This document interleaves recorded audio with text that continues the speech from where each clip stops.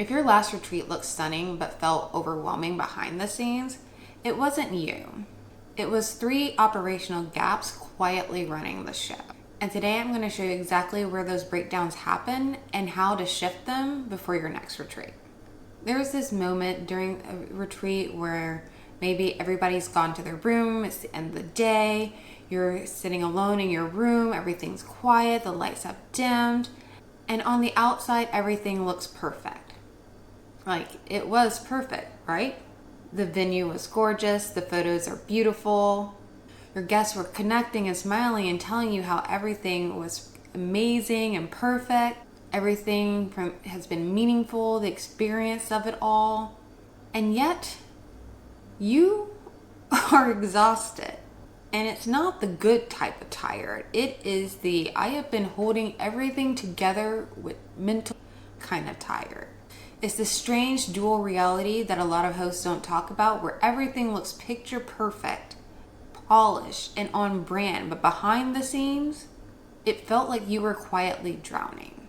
You're answering questions nonstop. You're the only person who has the real answer, who knows the real plan, the true purpose of every moment and what it's supposed to be.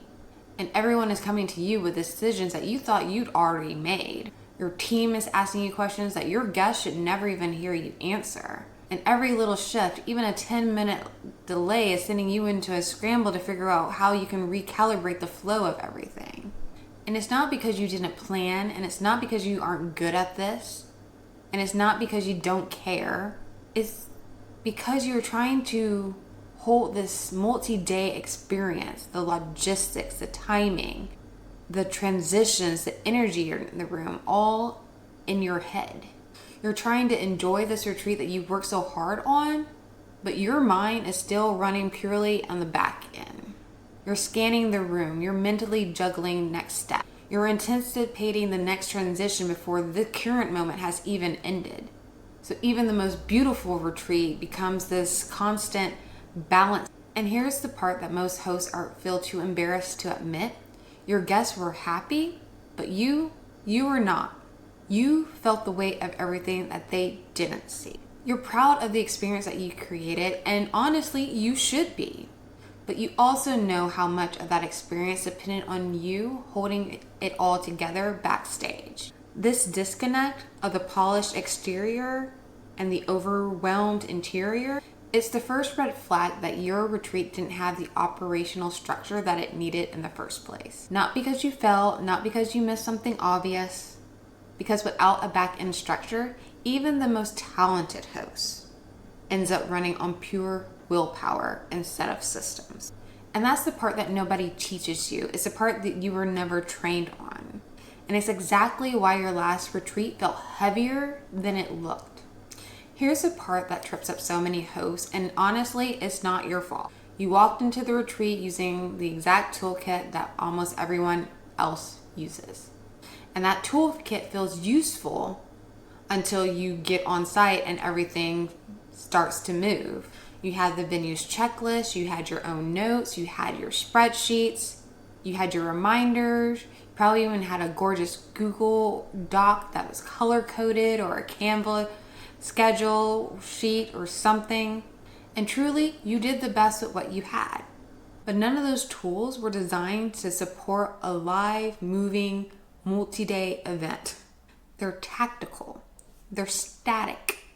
They organize information, but they don't run the experience for you. And that is where the struggle really begins. The tools you used did their job. They just didn't do this job. A venue's checklist covers what they need, not what you need. Spreadsheets store data. They don't manage transitions.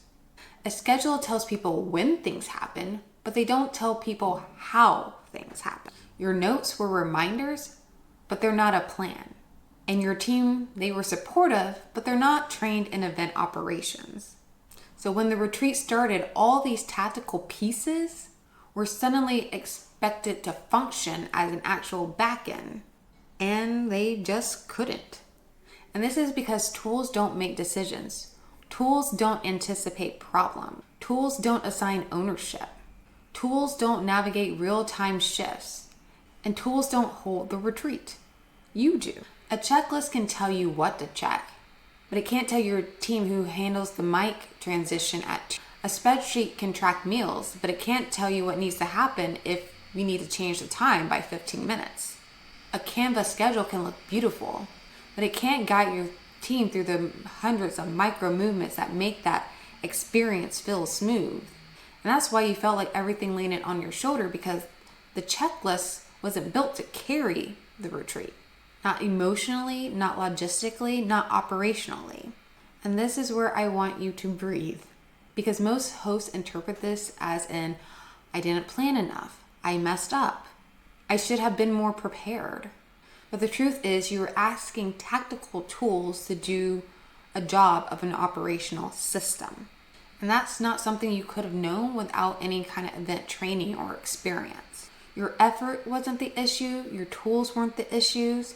Your structure was the issue. And once you understand that difference, everything starts to make a little bit more sense. Because checklists support tasks. But retreats, real retreats, they require systems. Systems that distribute decision making. Systems that map transitions. Systems that protect your energy. Systems that make sure that you are not the one who's quietly holding the entire experience together. You weren't unprepared, you just weren't supported, and that's something that can be fixed. And now that we talked about the disconnect and why your checklist couldn't carry the retreat, let's get into the real reason why everything felt so heavy. There are 3 operational gaps that quietly break retreats, even the most beautiful ones. And once you see them, you'll never unsee them. Not in your own events and not in anyone else's. These gaps are predictable and they show up the same way over and over again. And they have nothing to do with how thoughtful, talented, or experienced you are. So let's walk through them. Gap 1 is that there's no clear decision hierarchy. When your team does not know who decides what, everything funnels through you. So suddenly you're approving food changes, schedule changes, room adjustments, vendor questions, tech needs, all while trying to lead the room and be present for your clients and your guests. You become the yes/no person for everything. And that looks like this. A team member asking, do you want the chairs this way? Someone checking in about the playlist and the playlist volume. A vendor asking where to set things up. A guest asking you a question that was meant for your support team. You needing to handle the tiny choices that should have been handled before the retreat even began. And it's not that you mind answering, it's that answering everything drains your mental bandwidth before your day has even really truly begun. Because when every decision hits your plate, you're never fully in the role that you came there to lead. You're constantly splitting your attention between managing and hosting. Your clients get part of you, but never all of you, and you feel that. Gap 2 is that there's no functional run of show. A schedule is not a run of show, and this is perhaps one of the biggest misconceptions for those who do not do retreats or events regularly. A schedule tells you when things happen, which is important to know. A run of show tells you how the experience moves and who is responsible for moving it. It defines ownership, responsibilities, resource needs, transition cues, timing buffers, contingency plans, communication flows, and so much more. Most retreats only have a schedule, so what happens? Every transition becomes guesswork. You assume someone was welcoming guests to the next session, but no one did. You thought your team knew to prepare the materials, but they didn't. The flow feels choppy because no one is handling the transitions. Sessions run long because buffer time wasn't built in. People ask last-minute questions that you didn't even realize were still unanswered. So you step in, because of course you do. You care. But now you become the live operator of your own retreat again, and that's just not sustainable. Step 3, no capacity or bandwidth planning. This one is the most invisible and therefore perhaps the most painful. Because the retreat It asks you to be the leader, the facilitator, the coordinator, the decision maker, the operational manager, and sometimes even the tech support, all at once. Not because you wanted to do it all, but because you didn't plan for the capacity. You didn't have support for high pressure moments like check-in or transition. Someone managing timing while you were teaching and holding space for your guests. Defined roles that protected your presence. Built-in rest pockets for your own energy. Enough hands on deck for the operational load, so you end up overextended before the retreat even starts. And so when you're stretched thin, the retreat stops feeling meaningful and starts feeling more like survival. These three gaps, decision hierarchy, run of show, and capacity planning, are the real reason that your retreat felt harder than it looked. Not your leadership, not your effort, not your preparation. These gaps are structural, and because they're structural, they are solvable. Now let's talk about what these operational gaps feel like in real time. Because these are the parts that most people don't talk about, but it's what leaves retreat hosts leaving an event thinking things like, why did it feel so hard? What is wrong with me? Why was I so drained while everybody else seemed to be having the time of their life? And I want you to hear this clearly.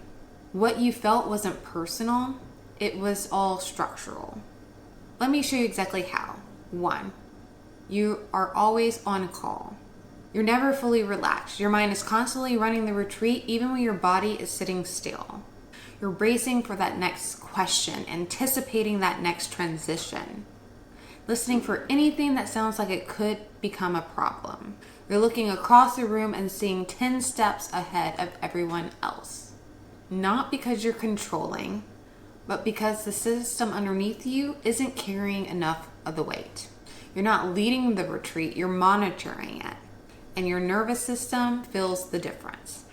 2, you can't enjoy the sessions you work so hard to plan. You're in the middle of delivering something beautiful, but at the exact same time, your mind is calculating, is everything set up in the next room? When do we transition? Do we have everything ready for the next block? Where did my support person go?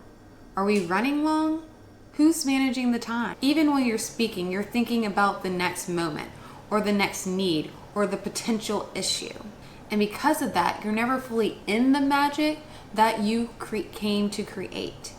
You're facilitating from your head and not from your heart. Not because you want to, but because you're carrying way too much. 3, you walk away drained and second guessing yourself. This is the part that clients never see.